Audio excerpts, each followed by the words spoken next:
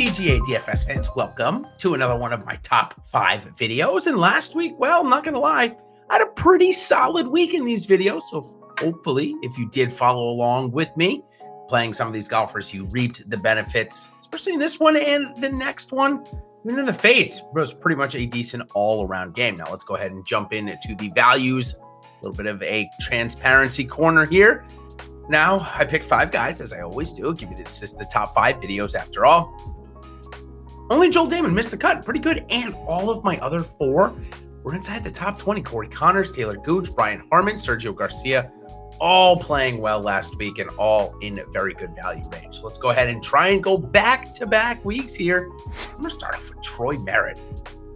Maybe a name you didn't expect to see here at $6,900, $8,300 on FanDuel, but the guy has 3 top 10s in his last 4 starts, 2 7th place finishes in his last 2. So certainly in good form. Had a 22nd here in the Workday Challenge. Ended up missing the cut the next week at the Memorial. But still, nonetheless, Troy Merritt, at least something pretty good here. And when we look at his strokes gain rank, certainly been struggling off the tee, but last week it was pretty good. Approach decent, 75th, and ranked inside the top 100 on his short game, 86th and 99th. Now, when it comes to good around the green, Wyndham Clark, well, he's been one of the top 10 best all year, and I've got him as my second best value on the board, $6,700 on DK, $8,100 on FanDuel. I mentioned Clark, he's been superb around the green, but he struggled a little bit everywhere else. 89th off the tee and 181 on the approach.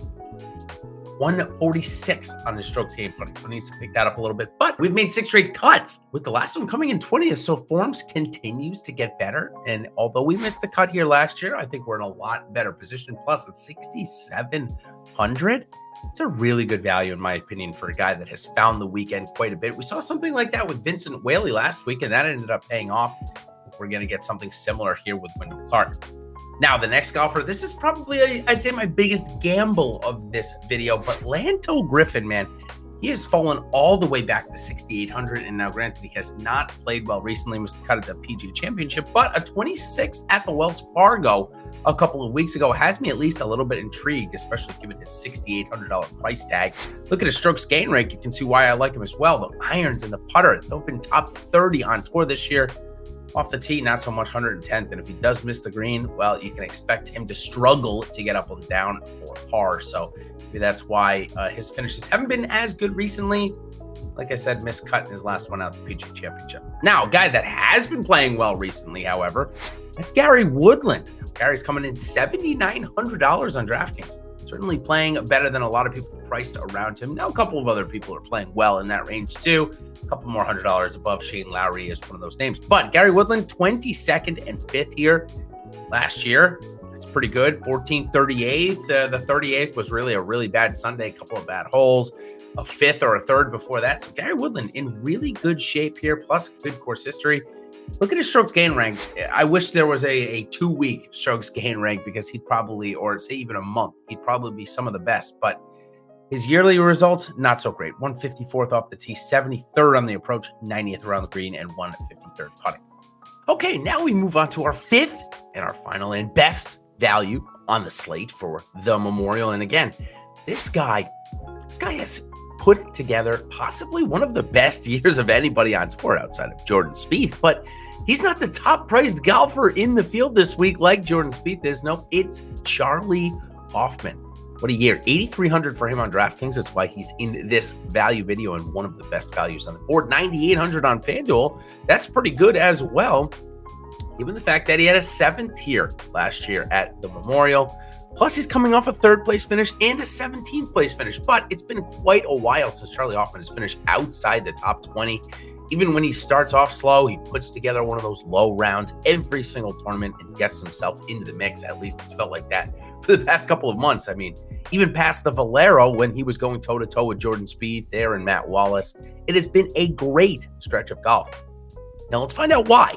Well, we can find out right off the bat looking at his strokes gain ranks, his ball striking. He's in the top 32 of both off the tee and on the approach. And on the approach, he's ranked 12th this year. That is one of the best we have ever seen from Charlie Hoffman. If he does miss the green, maybe he'll make a couple of bogeys. He's ranked 118th around the green, but top 50 in putting, ranked number 50th on the board. So Charlie Hoffman putting together a fantastic season here this year, and seems like he's in a good course fit as well, especially with that top 10 here last year. So, all right, let's do it. Let's go 5-1. Very quickly, we got Troy Merritt at 6,900, Wyndham Clark at 67, Lanto Griffin at 68, Gary Woodland at 79, and Charlie Hoffman at 8,300. It's a pretty good set of 5 this week. We're going to try and get 5 of 5 through the cut. I know last week it was 4 of 5.